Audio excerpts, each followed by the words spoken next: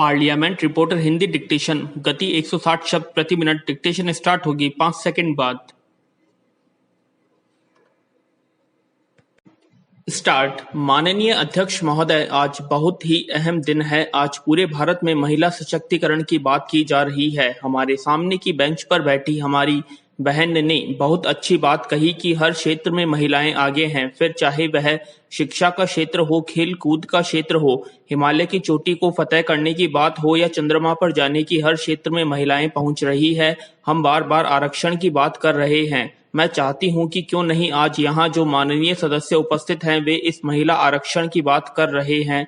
मैं चाहती हूं कि क्यों नहीं आज यहाँ जो माननीय सदस्य उपस्थित हैं वे इस महिला आरक्षण बिल को पास कर दें। मैं चाहती हूं कि जो सदस्य इसके पक्ष में हैं वे हाथ उठाकर बताएं कि हम सब लोग पास करना चाहते हैं। विराम। यहाँ तो सभी माननीय सदस्य इस बिल को पास करना चाहते हैं।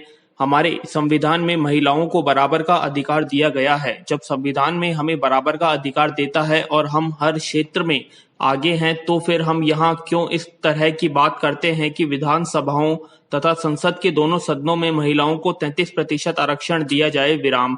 मैं आपके माध्यम से सभी से निवेदन करना चाहती हूँ कि महिला आरक्षण दिवस के अवसर पर महिला आरक्षण बिल को पास करके महिलाओं को आरक्षण दिया जाए। विराम।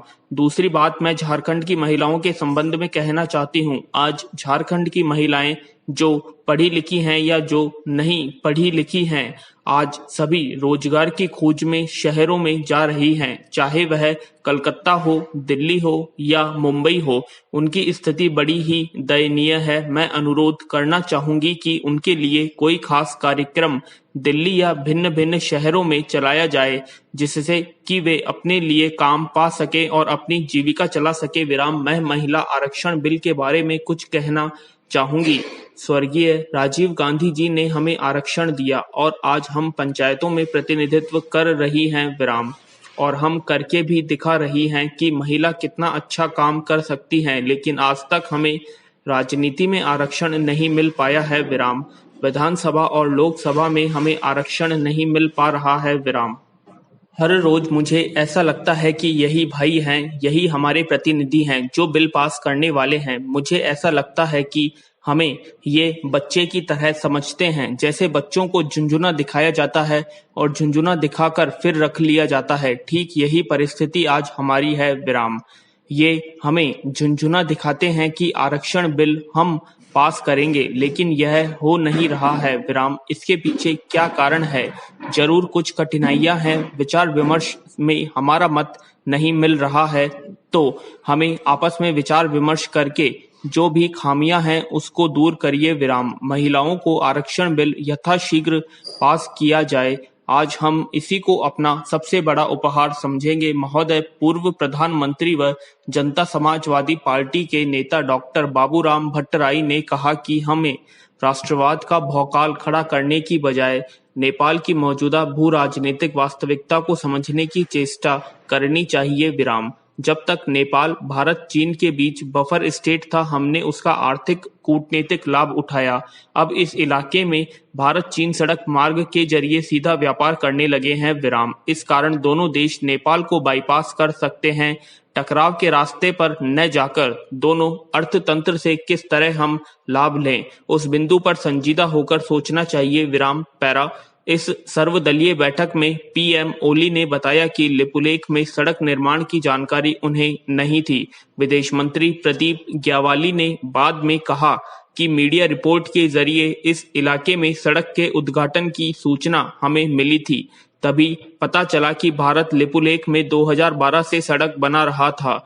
यह कुछ अजीब नहीं लगता कि जो विवादित इलाका नेपाल की राजनीति का केंद्र बिंदु बना हुआ है, वहां की गतिविधियों से ओली और ग्यावाली दोनों अनभिज्ञ हैं। पुराने टेंडर देखिए तो पता चलता है कि गठिया बागड़ से लिपुलेख दर्रे को जोड़ने वाली 75 किलोमीटर दुर्गम सड़क 2002 से निर्माणाधीन थी।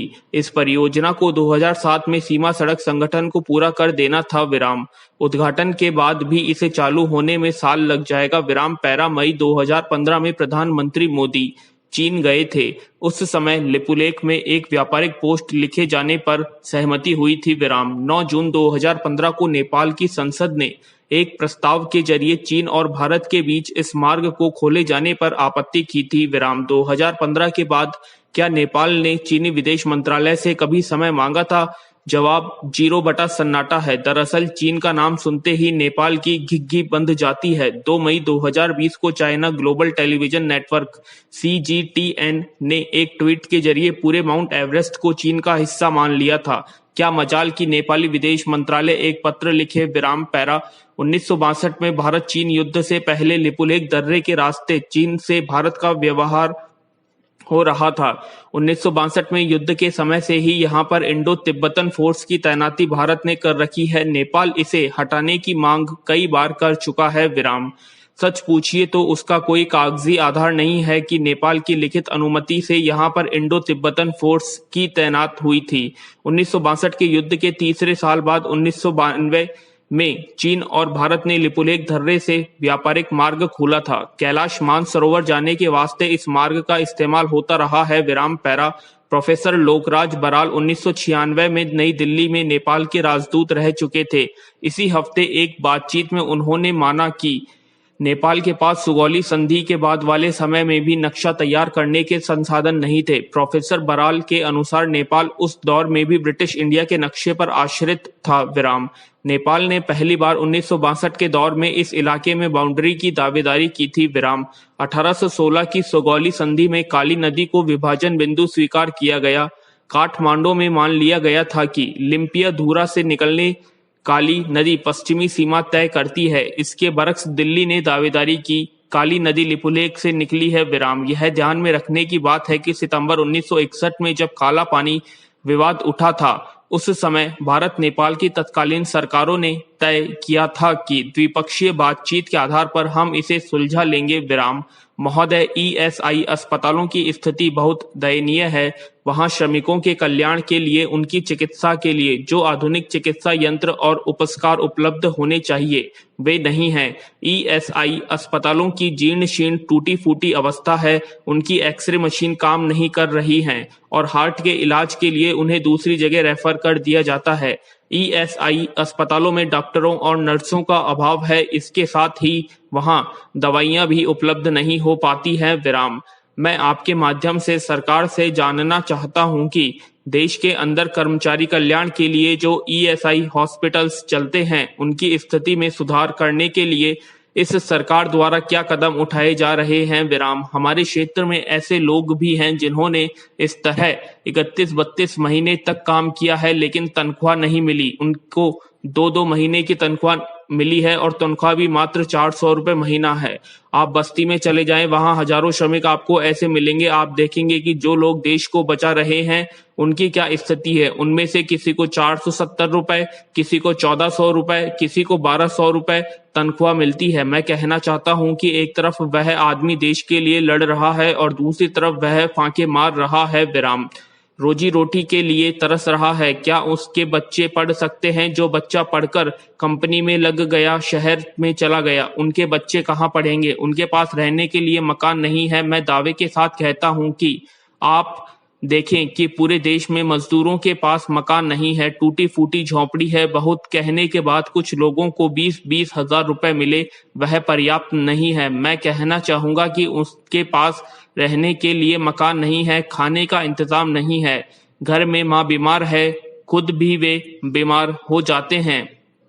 ऐसे मामलों में हम सभी के पास आते हैं, हमारे सामने ऐसे मामले आते हैं जब वे कहते हैं कि हमारी माँ मर गई, हमारा बाप मर गया, वही परिवार में कमाने वाला था और अब हमारे बच्चे जो स्कूल में पढ़ रहे थे वे आगे नहीं पढ़ पाएंगे। इस तरह से उनका काम तमाम हो जाता है।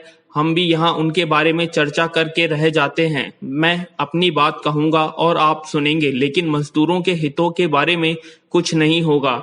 मैंने अपनी आंखों से देखा है कि आज देश में मजदूरों की हालत बहुत खराब और दयनीय है। सचिवालय में खान एवं पेट्रोलियम विभाग के प्रमुख शासन सचिव कुंजीलाल मीणा के साथ ठगी का मामला सामने आया है। ठगी के संबंध में उनके निजी सचिव नरेंद्र कुमार ने बुधवार को अशोकनगर थाने में धोखाधड़ी का मामला दर्ज करवाया है। IAS के क्रेडिट कार्ड से किसी व्यक्ति ने 1,32,000 रुपए की खरीदारी की है, जबकि कार्ड उनके पास था और न ही किसी को उसकी डिटेल दी। मोबाइल फोन पर जब ट्रांजैक्शन का मैसेज आया तो ठगी का पता चला।